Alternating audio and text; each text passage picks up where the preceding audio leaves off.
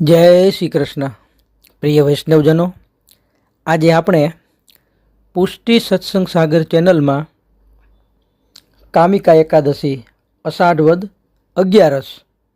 તો આ અષાઢ વદ 11 એટલે કામિકા એકાદશીનું મહાત્મય આપણે એના વિશે સત્સંગ કરશું. એ પહેલાં જો આપે પુષ્ટિ સત્સંગ સાગર ચેનલને સબસ્ક્રાઈબ ન કરી હોય તો સબસ્ક્રાઈબ કરો તથા અન્ય વૈષ્ણવ મિત્રોને શેર કરો, જેથી કરીને સત્સંગના નવા નવા વિડીયોઝ તેમને સુધી પણ પહોંચી શકે. હવે આ કામિકા એકાદશીનું વ્રત મહાત્મય એ બ્રહ્મ વૈવર્ત પુરાણમાં ભગવાન શ્રી કૃષ્ણ અને મહારાજ જે યુધિષ્ઠિર જે પાંડવ હતા એની વાતચીતમાં વર્ણવવામાં આવ્યું છે કે એકવાર મહારાજ યુધિષ્ઠિરે કહ્યું કે હે શ્રી કૃષ્ણ, મેં આપના મુખેથી દેવશયની એકાદશીનું મહાત્મ્ય સાંભળ્યું. જે આના પહેલાં ગઈ એકાદશી એ દેવશયની દેવ પોઢે આપણે એકાદશી કહીએ તે. હવે કૃપા કરીને અષાઢ વદમાં આવતી એકાદશીનું મહાત્મ્ય મને સંભળાવો.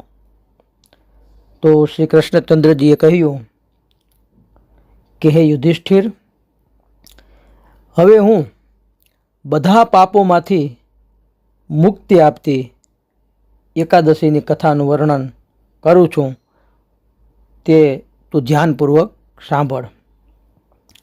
એક વખત નારદજી પોતાના પિતા બ્રહ્માજીને આ પ્રશ્ન પૂછ્યો કે આ એકાદશીના આરાધ્ય દેવ કોણ અને તે કઈ રીતે કરવાની અને કયા નિયમ લેવાના એ વિધિ સહિત મને સમજાવો. તો સમસ્ત વિશ્વના આધ્યાત્મિક ગુરુ બ્રહ્માજીએ જવાબ આપ્યો કે અષાઢ માસના કૃષ્ણ પક્ષના જે કૃષ્ણ પક્ષમાં આવતી એકાદશી અને તેનું નામ કામિકા એકાદશી છે, જેનું મહાત્મય સાંભળવાથી જ વાજપેયી યજ્ઞનું ફળ પ્રાપ્ત થાય છે. ખાલી સાંભળે તો પણ આનું આટલું ફળ બતાવ્યું. આ દિવસે જે મનુષ્ય શંખ ચક્ર ગદા ધારી એવા શ્રી વિષ્ણુની પૂજા કરે છે અને ભક્તિભાવપૂર્વક તેમનું ધ્યાન ધરે છે, તેને નેમિષ અરણ્યમાં તેમજ પુષ્કર તથા કાશીમાં ગંગા સ્નાન કરવાથી જે ફળ મળે ને તેનાથી પણ અધિક અને ઉત્તમ ફળ મળે છે.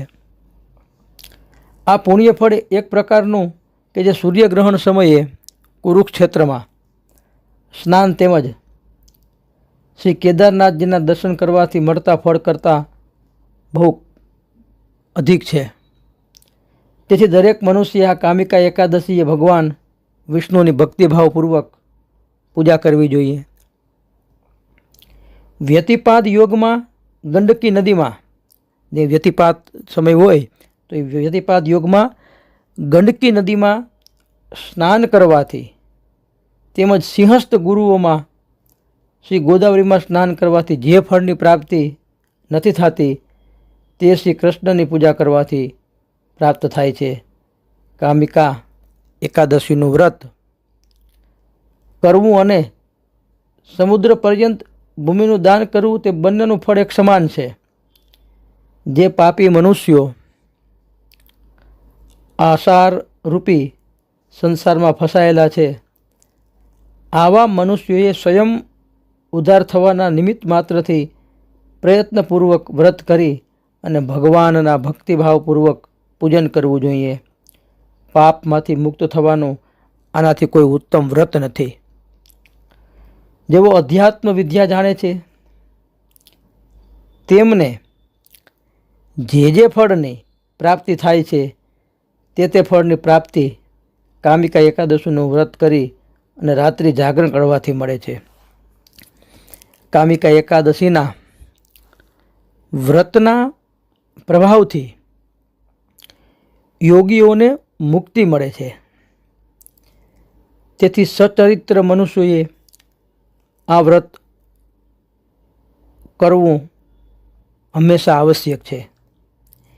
એક વારના સુવર્ણ દાનથી અથવા તેનાથી 4 ગણી ચાંદીનું દાન કરવાથી અથવા રત્ન આદિક દ્વારા પૂજનથી ભગવાનને તેટલો સંતોષ થતો નથી જેટલો તુલસી પત્રનું પૂજન કરવાથી સંતોષ થાય છે. ખાલી એક તુલસી પત્રથી ખાલી પૂજન કરીએ ને, એટલું ધન ધાન્ય કે એવું કાંઈ પણ જે બતાવ્યું આમાં એ ન હોય અને ખાલી એક તુલસી પત્રથી એનું પૂજન કરીએ ને તો કેટલો બધો માનત મેરુ સમાન, તુલસી પત્ર કી સેવા માનત મેરુ સમાન, એ મેરુના પર્વત જેટલો એ માની લઈએ.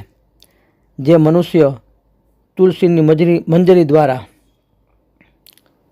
ભગવાનની પૂજા કરે છે તે જન્મો જન્મના ઘોર પાપમાંથી મુક્તિ મળે છે. તુલસી દેવીના દર્શન માત્રથી કે સ્પર્શ માત્રથી મનુષ્યના સકલ પાપો નષ્ટ થાય છે અને શરીર પવિત્ર થાય છે.